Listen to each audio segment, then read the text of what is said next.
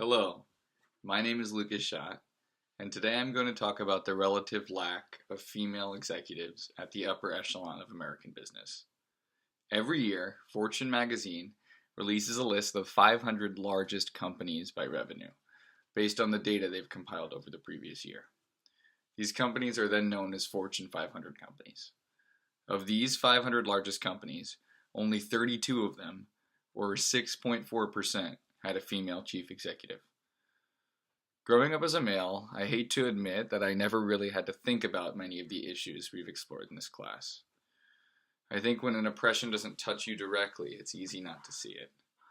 But these figures about female CEOs shocked me, especially with the current political climate in America, where it seems that there's plenty of female representation in politics and business.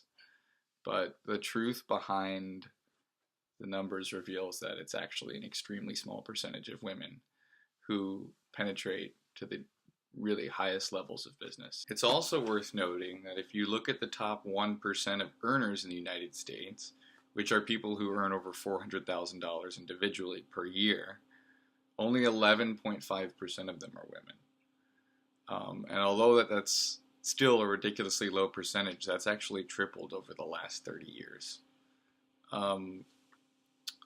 Other studies on the top 1% of earners also suggest the women, the 11.5% who do make it, are more likely to be self-made instead of coming from money or climbing the ladder in a pre-existing corporation, which I thought was interesting.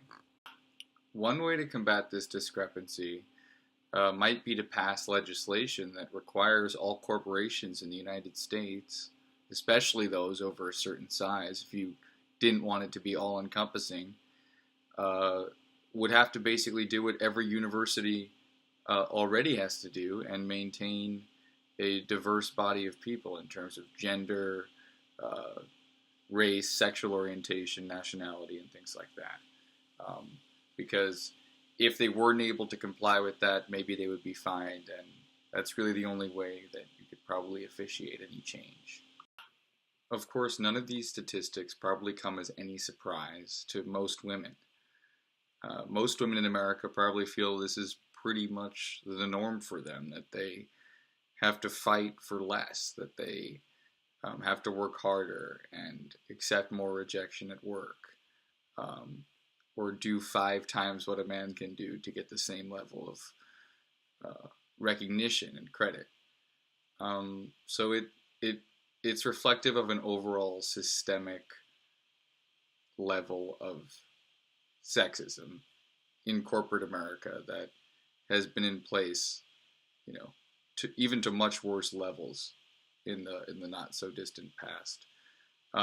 It probably will go away as the younger generations continue to replace aging, more conservative ideologies, but I'm not hopeful that it